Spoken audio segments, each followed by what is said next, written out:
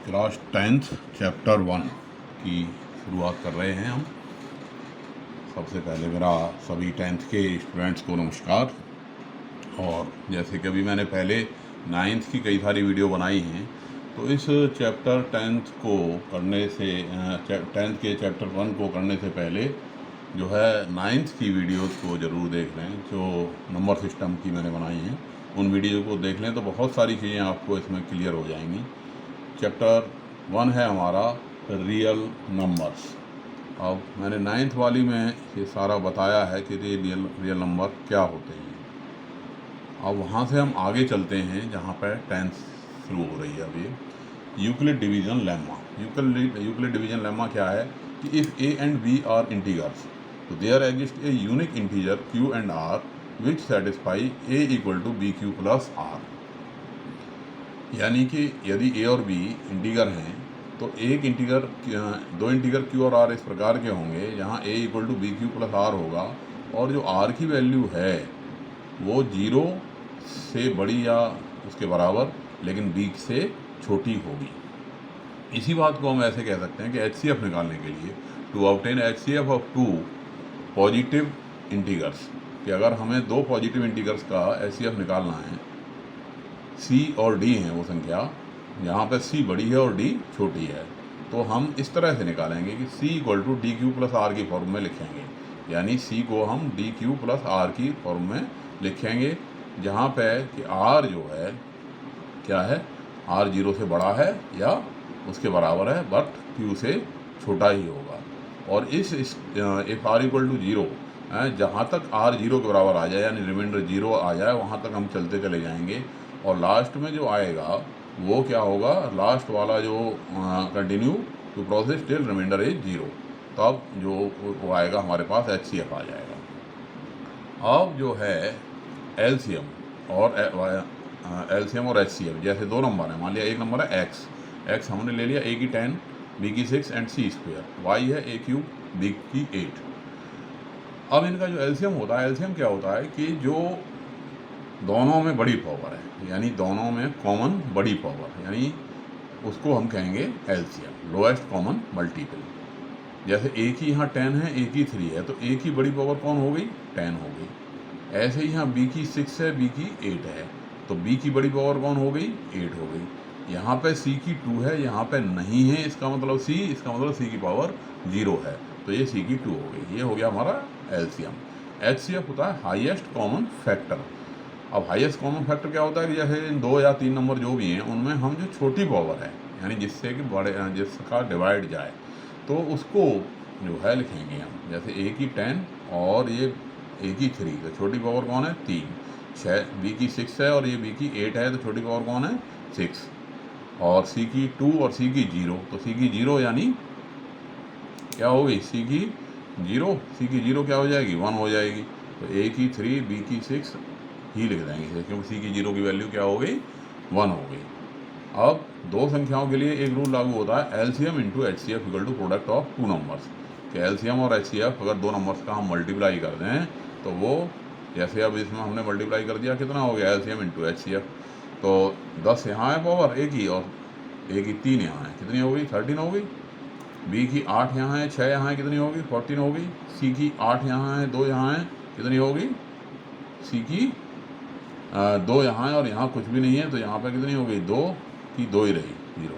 ठीक है, ऐसे ही x इंटू वाई करा गया, तो ये 10 और 3 13, a की 13 और 6 और 8 कितनी होगी, 14 और c की 2। यानी LCM और HCF का मल्टीप्लाई करो यानी इन पावर को प्लस करो, ये LCM और HCF का मल्टीप्लाई हो गया, x इंटू वाई के में इन दोनों में पावर प्लस हो गई, तो दोनों सेम आए। तो ये फार्मूला बन गया हमारे पास, LCM into HCF equal to product of two numbers. Fundamental theorem of arithmetic, कई बार ये पूछ ली गई है, पिछले साल भी पूछी गई थी पेपर में। फंडामेंटल थ्योरम ऑफ अर्थमेटिक क्या है कि every composite number can be expressed as a product of primes and this factorization is unique apart from the order in which the prime factors occur. यानी प्रत्येक composite number को हम prime numbers के product के रूप में denote कर सकते हैं और हर कंपोजिट नंबर का जो प्राइम फैक्टराइजेशन होगा वो यूनिक होगा, अद्वितीय होगा, यानी इसके जैसा कोई दूसरा और नहीं होगा। जैसे सपोज करा 6 एक कंपोजिट नंबर है, तो 6 इक्वल टू क्या हो गया 3 इंटू 2, तो 3 इंटू 2 करने पे ही 6 आएगा, और इस प्रकार का कोई दूसरा जो है फैक्टराइजेशन पॉसिबल नहीं होगा जिससे कि ये आए। तो इसको समझ लोगे, और ये नंबर सिस्टम की वीडियो ज़रूर देख लोगे पहले, तो उससे आसानी रहेगी। अब है हमारी एक्सरसाइज 1.1। एक्सरसाइज 1.1 का पहला क्वेश्चन है हमारा। क्या कहता है क्वेश्चन कि find the HCF by Euclid division algorithm. Euclid division algorithm की मदद से आपको क्या निकालना है, इनका HCF निकालना है।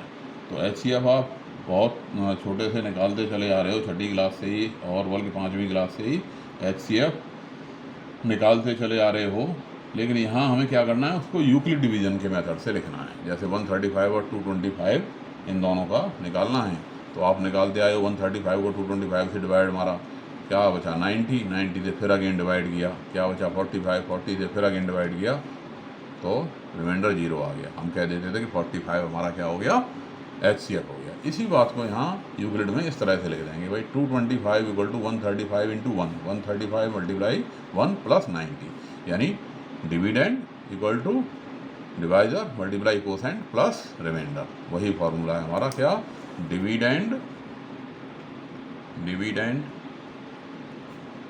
Equal to divisor multiply quotient plus में क्या आ गया, रिमाइंडर। इसी को हमने ऐसे लिख दिया। अब ये 135 यहाँ आ गया, 135 यहाँ आ गया, और इसे कैसे करोगे, अब 90 से करोगे, 90 से करा तो 90 इंटू 1 प्लस 45। इसी तरह से अब 90 को, ये 90 यहाँ आ गया, 90 को 45 इंटू 2 प्लस 0, यानी तब तक कर देगा जब तक रिमाइंडर 0 ना आ जाए, और जब रिमाइंडर 0 हो गया तो ये लास्ट जो डिवाइजर था वो कहलाता है क्या, HCF 45।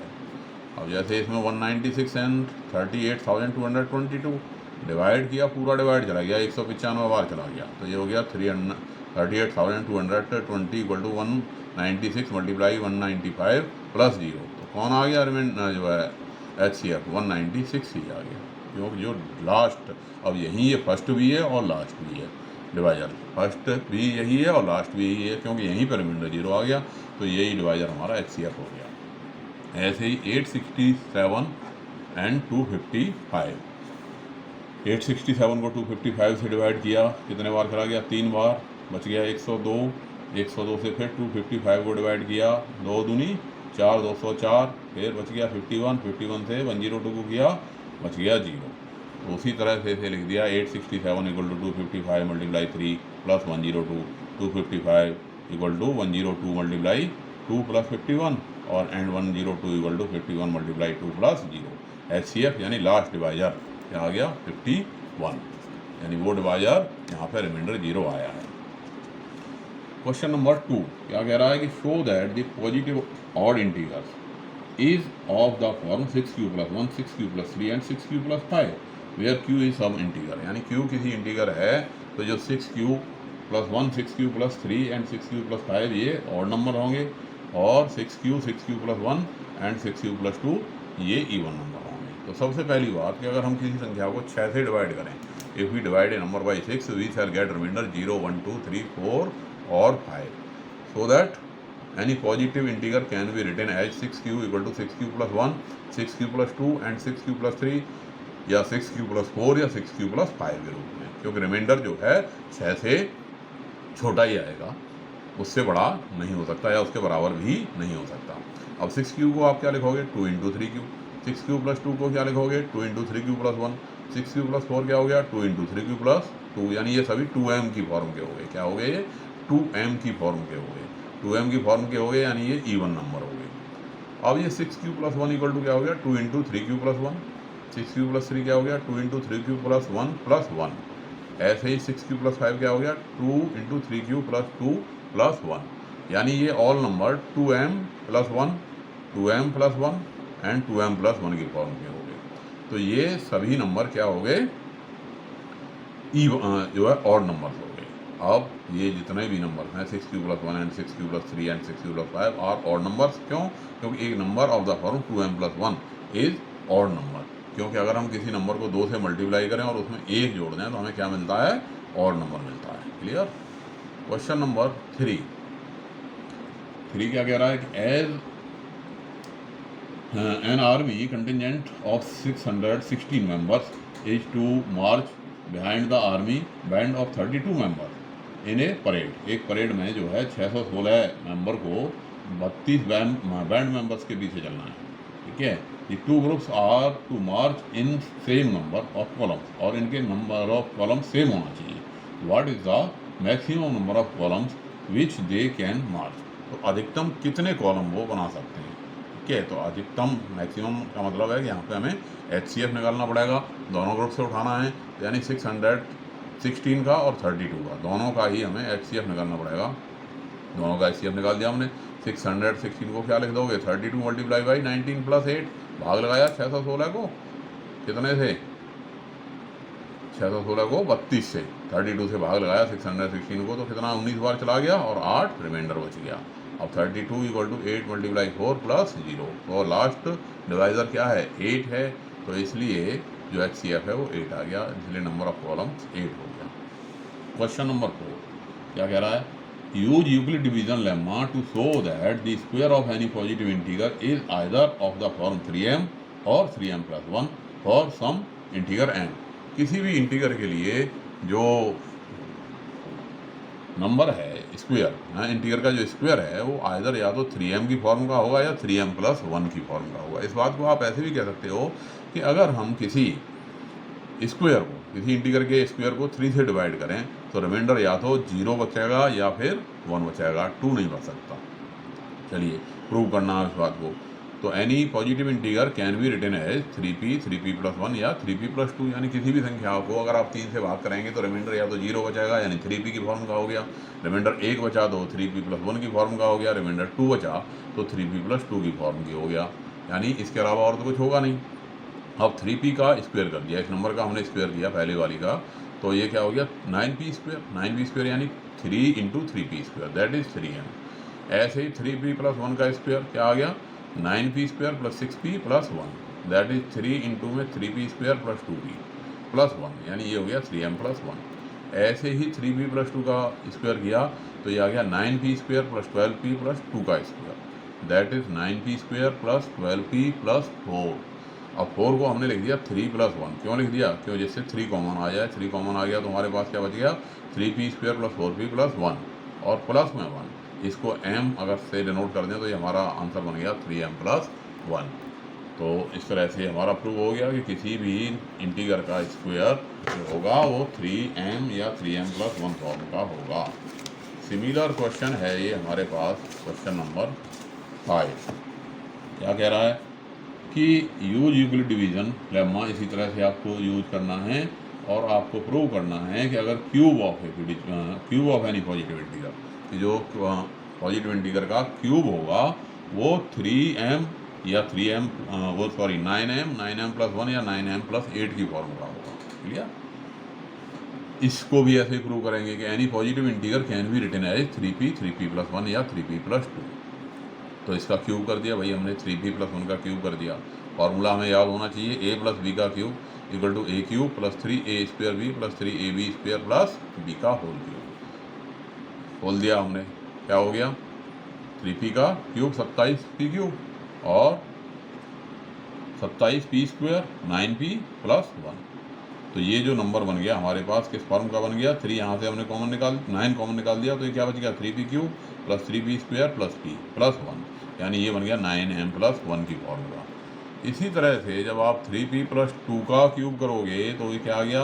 3p³ + 3 × 3p का स्क्वायर × 2 + 3 × 3p × 2 का स्क्वायर + 2 का cube, a³ 3a² b 3ab² + b³, कितना आ गया? 27p³। 3 3 या 9, 9 3 या 27, 27 का 2 से मल्टीप्लाई हो गया 54, 2 3 3 या 9, 9 4 या 36 और p का p, 2 का क्यूब 8। तो 9 कॉमन निकाल दिया, 3p³ + 6p² + 4p + 8, क्या आ गया? ये 9m + 8। ये बन गया हमारे पास। अब इस तरह से ये प्रूव हो गया कि यानी किसी भी पॉजिटिव इंटीजर का जो क्यूब है दैट इज आइदर 9m और 9m+1 और 9m+8। मीनिंग इसका ये हो गया कि अगर हम पॉजिटिव इंटीजर के क्यूब को 9 से डिवाइड करें तो हमारे पास रिमाइंडर या तो 0 बचेगा या 1 बचेगा या 8 बचेगा, इसके अलावा और कोई संख्या नहीं बच सकती। अब है हमारे पास एक्सरसाइज 1.2। एक्सरसाइज 1.2 में वही फॉर्मूले यूज होने। पहला क्वेश्चन है प्राइम फैक्टराइजेशन। तो express each of the number as a product of prime factors. 140 factor कर दिए इस तरह से, पावर के रूप में लिख दिए भाई। 2 × 2 × 5 × 7 आया, 2 का स्क्वायर × 5 × 7। 5005 फैक्टराइज कर दिया, 1001 5 से गया, फिर ये 11 से जा रहा है, 7 से जा रहा है, 13 से जा रहा है, सबको एक मल्टीप्लाई के रूप में लिख दिया 5 × 7 × 11 × 13। तो ये क्या हो गया इसका प्राइम फैक्टराइजेशन। क्या हो गया इसका प्राइम फैक्टराइजेशन। बहुत सारे सवाल आपने छोटी क्लासों में इस तरह के किए हैं, तो और सवाल इसके अब मैं नहीं कर रहा, इनको बाकी को आप खुद कर लोगे। ये है हमारे पास क्वेश्चन नंबर 2। यहाँ कह रहा है कि if LCM and HCF of the LCM and HCF of following pairs of integers and find. LCM और एचसीएफ निकालो इनका, जो है वेरीफाई कीजिए कि LCM into HCF equal to product of two numbers है 26 and 91। 26 क्या हो गया 2 × 13, 91 क्या हो गया 7 × 13। तो एचसीएफ हो गया 13, एलसीएम हो गया कितना 2 × 7 × 13 दैट इज 182। तो एलसीएम इंटू एचसीएफ किया आपने 13 × 182 किया तो कितना आ गया 2366 आ गया। ऐसे ही प्रोडक्ट ऑफ टू नंबर्स यानी 26 को 91 से मल्टीप्लाई किया, कितना आ गया 2366 आ गया कि नहीं। तो यानी LCM into HCF equal to product of two number verify हो गया। थर्ड ले लिया, चलो मैंने इसका 336 एंड 54। अब 336 क्या है, फैक्टर कर दिए इसके, कितने आ गए 4 बार 2 आया, 2 की पावर 4 बच गया 21, 21 का मतलब 3 × 7। 54 2 से भाग लगाया 27 बच गया, 27 का मतलब 3 का क्यूब। अब एलसीएम में कौन आता है बड़ी पावर 2 की यहाँ पे 4 है, यहाँ पे 1 है तो कितनी आ गई 2 की 4। 3 की यहाँ पे 1 है, यहाँ पे 3 है, कितनी आ गई 3 की 3। 7 की यहाँ पे भी 1 है और ये भी 1 है तो 7 की 7 आ गई। मल्टीप्लाई करने का 16 को 27, 16 × 27 × 7, 16 × 27 × 7 दैट इज 3024। एचसीएफ में छोटी पावर, यहाँ 2 की 4, यहाँ 2 की 1 दैट इज 2, यहाँ पे 3 और यहाँ पे 3 की 3 है तो 3 की 1 ही आएगी, यानी एचसीएफ आ गया 6। अब एलसीएम इंटू एचसीएफ करें हम तो 3024 को 6 से मल्टीप्लाई करेंगे 18144 आ गया। प्रोडक्ट ऑफ टू नंबर दोनों को मल्टीप्लाई कर दिया, ये भी 18144 आ गया, वेरीफाई हो गया। क्वेश्चन नंबर 3 क्या कह रहा है, find LCM and HCF of the following integers by applying the prime factorisation method. Prime factorisation method से इनका यहाँ 3 नंबर हो गए और इनका एलसीएम और एचसीएफ निकालना है तो वही तरीका 12 = 2 का स्क्वायर × 3, 15 = 3 × 5, 21 = 3 × 7। तो एचसीएफ आ गया 3 और एलसीएम आ गया 2 का स्क्वायर × 3 × 5 × 7 दैट इज 420। यहाँ एक बात समझ लो कि ये जो है LCM into HCF equal to product of 2 numbers है। ये बात केवल 2 नंबर्स पर लागू होती है, 3 नंबर हों तो ये नहीं होगा। आप करके देख सकते हो 12 × 15 × 21 जो है इन दोनों एलसीएम और एचसीएफ के मल्टीप्लाई के बराबर नहीं होगा। क्लियर। तो अगला क्वेश्चन 3 का सेकेंड 17, 23 एंड 29 तीनों ही प्राइम जो है प्राइम नंबर्स हैं। 17 को हमने 17 × 1 लिख लिया, 23 को 23 × 1 लिख लिया, 29 को 29 × 1 लिख लिया। तो जो एलसीएम आया इन सब का मल्टीप्लाई हो गया, मल्टीप्लाई कर दिया 17 × 23 × 29 दैट इज 11,339 और एचसीएफ क्या आ गया 1। यानी अगर कंपोजिट नंबर होते हैं इनमें यानी कोई फैक्टर कॉमन नहीं होता तो उसका एचसीएफ क्या होता है 1 होता है। इसी तरह से इसका थर्ड हो गया 8, 9 एंड 25। तो 8 का हो गया 2 क्यूब, 9 का हो गया 3 का स्क्वायर, 25 हो गया 5 का स्क्वायर। तो एलसीएम इनका सीधा इनके मल्टीप्लाई के बराबर आ गया और एचसीएफ इनका 1 आ गया, क्योंकि ऑल दीज आर कैसे नंबर हैं आपस में, इनमें कोई कॉमन फैक्टर नहीं है, यानी को प्राइम है। ये सभी क्या हैं आपस में को प्राइम है। वो सारे प्राइम थे, ये क्या है, को प्राइम। तो ये प्राइम को प्राइम समझने के लिए आप 9th वाली वीडियो जरूर देख लें।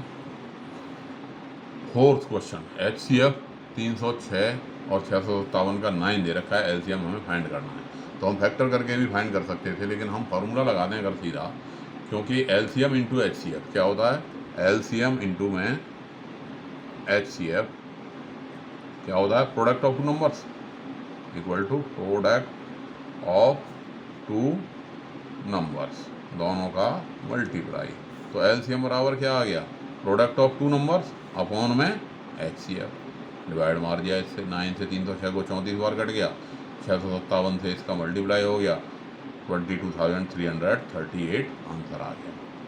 पांचवा क्या कह रहा है, चेक वेदर 6 की एन, यानी 6 की एन जो होगी, 6 की एन, उसमें बताइए क्या लास्ट डिजिट 0 हो सकता है? बिल्कुल नहीं हो सकता। क्यों नहीं हो सकता भाई, 6 की 1 में भी लास्ट डिजिट 6 है, यूनिट डिजिट, 6 की 2 में भी लास्ट डिजिट 6 है, 6 की 3 में भी लास्ट डिजिट 6 है, आगे 4 करोगे उसमें भी 6 ही आएगा, और कितने भी करते जाओ कभी में क्या आएगा, 6 ही आएगा। तो यानी उसमें 0 कभी भी पॉसिबल नहीं है as a unit digit. Question number 6 क्या कह रहा है कि एक्सप्लेन, ये जो संख्या लिख रही हैं दोनों, ये कंपोजिट नंबर हैं, इन्हें प्रूव करोगे ये कंपोजिट नंबर हैं। क्या, 7 इंटू 11 इंटू 13 प्लस 13। तो पहले हमने इसमें से 13 कॉमन ले लिया, क्या बच गया, ये 11 इंटू 7 दैट इज 77, और 13 कॉमन चला गया, यहाँ 1 बच गया। तो 77 प्लस 1 कितना हो गया, 78 हो गया। अब 78 के फैक्टर हो गए 2 इंटू 3 इंटू 13, और 13 अपनी जगह पे ये आ गया। तो अब इसके कंपोजिट नंबर है, ये क्यों है, क्योंकि इसके more than 2 factor. Composite number क्या होता है, विच है मोर देन 2 फैक्टर। तो मोर क्या है, इसके तो बहुत सारे हैं, 2 से कई ज़्यादा हैं। तो कंपोजिट नंबर होता क्या है, विच है एग्जैक्टली 2 फैक्टर 1 एंड इटसेल्फ, जिसके केवल 2 ही फैक्टर हों, स्वयं 1 और वो खुद, मतलब एग्जैक्टली 2 फैक्टर हों। तो यहाँ पे तो 2 से काफ़ी ज़्यादा हो गए, तो ये कंपोजिट नंबर हो गया। सेम बात इस पर लागू हो रही है, 7 into 6 into 5 into 4 into 3 into 2 into 1 plus 5 हमने कॉमन निकाल दिया, तो ये कॉमन निकल गया, और ये 1008 आ गया, 1008 plus 1, 1008 plus 1 that is 1009 into 5। इसके भी फैक्टर कई सारे हो गए, 1 हो गया, 5 हो गया, 1009 हो गया, और 5045 5045 भी हो गया। तो इसलिए ये सब क्या हैं, कंपोजिट नंबर हैं। सातवां, there is a circular path around a sports field, यानी किसी स्पोर्ट फील्ड के चारों ओर एक सर्कुलर पाथ है। सोनिया टेक्स 18 मिनट, सोनिया को लगते हैं 18 मिनट उसका चक्कर लगाने में, और रवि को लगते हैं 12 मिनट। अगर वो सेम पॉइंट से स्टार्ट करते हैं, तो बताइए कितनी देर बाद उसी पॉइंट पे, सेम पॉइंट पे वो कितनी देर बाद मिलेंगे। तो क्लियरली वो कितनी देर बाद मिलेंगे, LCM के बाद। किसका LCM, 12 और 18 मिनट का, क्योंकि एक चक्कर पूरा कर रहा है 12 मिनट में, दूसरा कर रहा है 18 मिनट में। 12 के फैक्टर हो गए हमारे पास 2 इंटू 2 इंटू 3, यानी 2 की पावर 2 इंटू 3। 18 के हो गए 2 into 3 into 3 that is 2 into 3 का स्क्वायर। इसलिए LCM क्या आ गया, LCM आ गया 2 की 2 बड़ी पावर, 3 की 2 बड़ी पावर, यानी 36।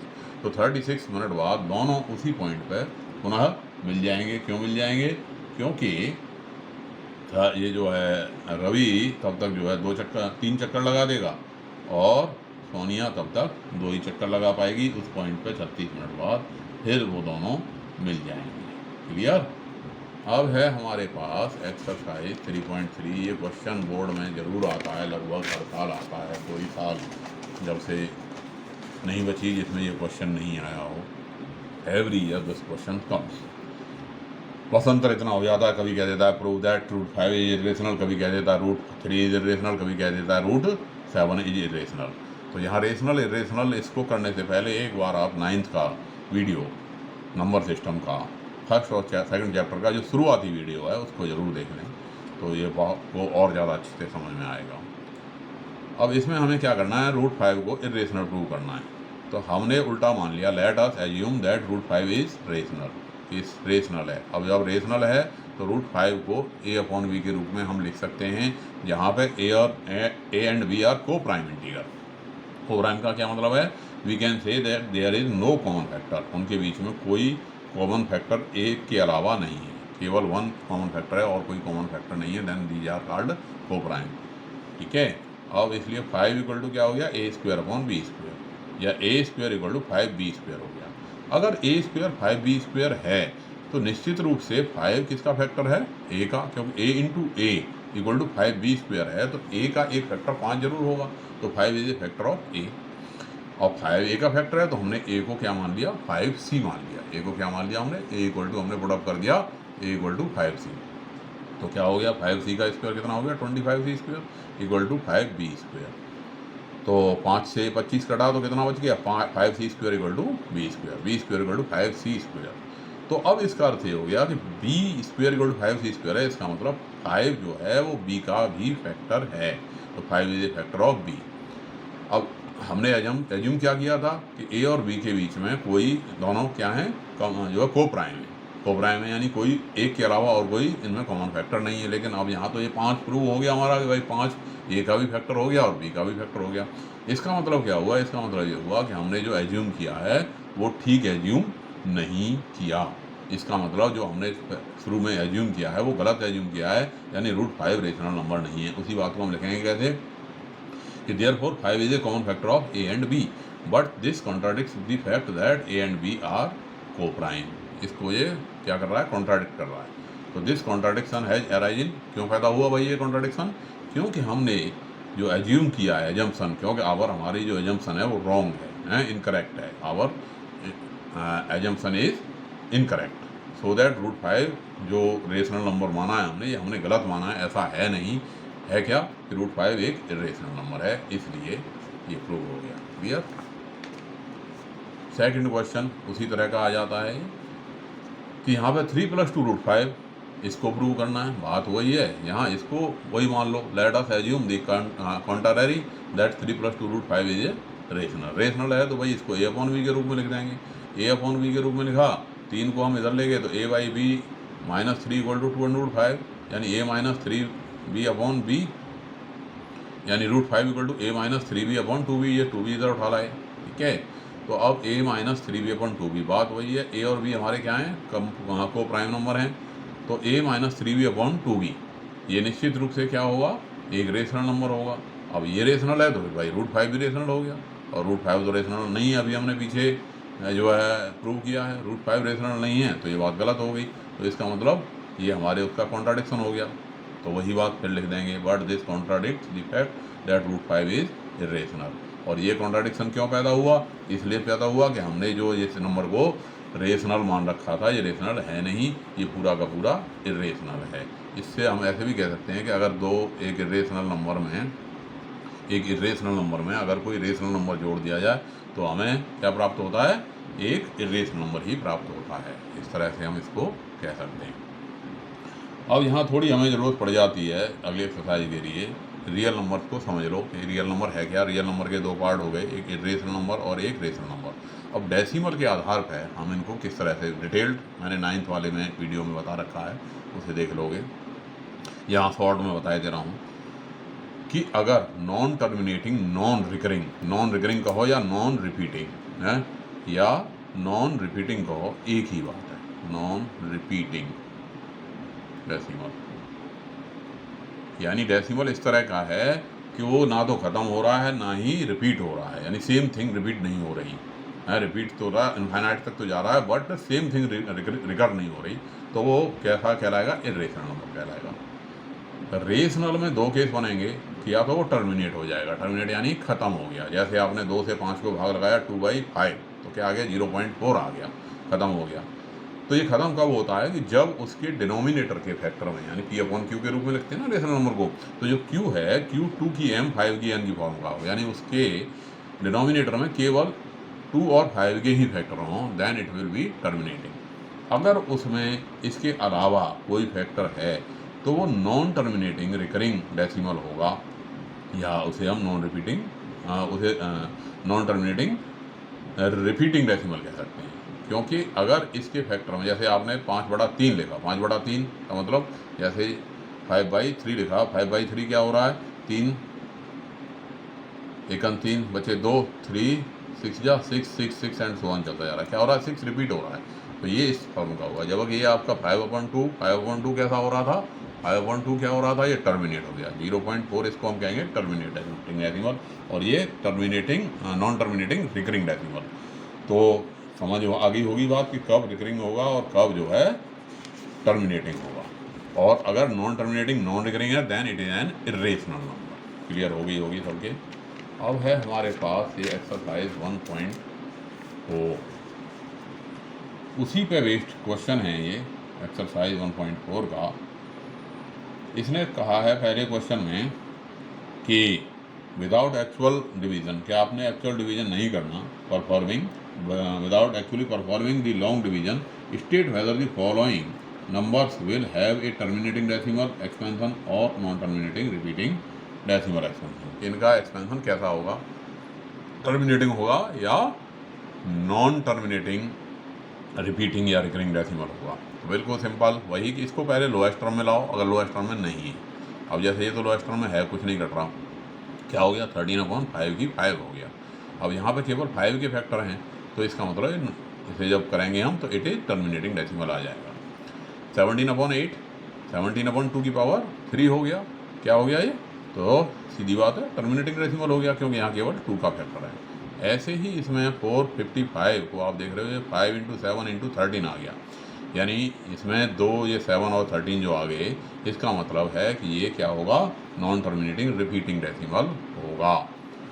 अब ये 15/1600 है, पहले लोएस्ट टर्म में लाओ, लोएस्ट टर्म में लाने के बाद फिर चेक करो हमेशा। तो ये आ गया 3/2 की 5 × 5, तो सीधी बात है क्या होगा, टर्मिनेटिंग डेसिमल होगा। 6/15 था ये, पहले काटा 3 से, 3 दूनी 6, 3 5, लोएस्ट टर्म में लिया 2/5, और 2/5 यानी जो डिनोमिनेटर है, डिनोमिनेटर में केवल हमारे पास क्या है, 5 है, 5 है, इसका मतलब ये क्या होगा, टर्मिनेटिंग डेसिमल होगा। ऐसे ही 35/50 काटने पे क्या आ गया, 7/10 या 7/2 × 5, यानी डिनोमिनेटर के फैक्टर में केवल 2 और 5 है, तो ये क्या होगा, टर्मिनेटिंग डेसिमल होगा। 77/210 क्या हो गया, 11/30 बन गया। तो अब इसके फैक्टर देख रहे हो, 2 है, 3 है और 5 है, यानी 2 और 5 है, इसके अलावा 3 और आ गया इसमें।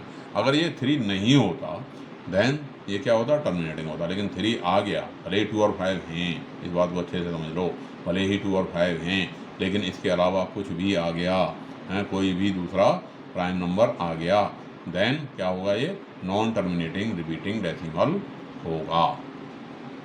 क्वेश्चन नंबर 3, 2 में से सीधे डिवाइड करके जो टर्मिनेटिंग डेसिमल हैं उनको फ्रैक्शन, उन फ्रैक्शन को टर्मिनेटिंग डेसिमल में बनवा रहा है, भाग लगा के बना दो। 3 का फर्स्ट है 43.123456789 और ये टर्मिनेट हो गया, टर्मिनेट यानी ख़त्म हो गया, तो it is a terminating decimal. Terminating decimal है तो क्या हो जाएगा, रेशनल नंबर होगा, जिसको कि हम, जिसका जो डिनोमिनेटर है वो किस फॉर्म का हो गया, 2 की पावर 5, 2 की m एंड 5 की n का होगा, यानी इसके फैक्टर में केवल 2 और 5 ही होगा। या हम इसे ऐसे भी कह सकते हैं, और we can say that the denominator will have factor of 2 और 5 ओनली, यानी 2 या 5 के ही फैक्टर होंगे इसमें, और इसको हम P/Q के रूप में डिनोट कर सकते हैं, और ये क्या होगा, एक रेशनल नंबर होगा। अब ये देख रहे हो आप 0.120 1200 1200 12 हैं, अब आपको लग रहा होगा ये तो रिपीट हो रहा है, नहीं रिपीट तो नहीं हो रहा है, क्योंकि अगर 120 होता है 120 तो हम उसे लिख देते 120 पे बार, देन वो रिपीटिंग कहलाता, लेकिन ये नॉन रिपीटिंग है, यानी इसमें एक पैटर्न तो है बट ये रिपीटिंग नहीं है, इसलिए हम इसे क्या कहेंगे, नॉन टर्मिनेटिंग नॉन रिपीटिंग या नॉन रिकरिंग डेसिमल कहेंगे। और जो non terminating non repeating decimal होता है वो क्या होता है, इरेशनल नंबर होता है, यानी ये रेशनल नंबर नहीं होता, ये क्या होता है, इरेशनल नंबर होता है। इरेशनल नंबर होता है तो हम इसे P/Q के रूप में डिनोट नहीं कर सकते। क्लियर। क्वेश्चन नंबर 3, यहाँ 43.123456789 पे बार है, यानी ये रिपीटेशन हो रहा है, इसी तरह से चलता चला जा रहा है 1 2 3 4 5 6 7 8 9, फिर अगेन वही संख्या, फिर अगेन वही संख्या, तो ये क्या है, नॉन टर्मिनेटिंग रिपीटिंग डेसिमल है।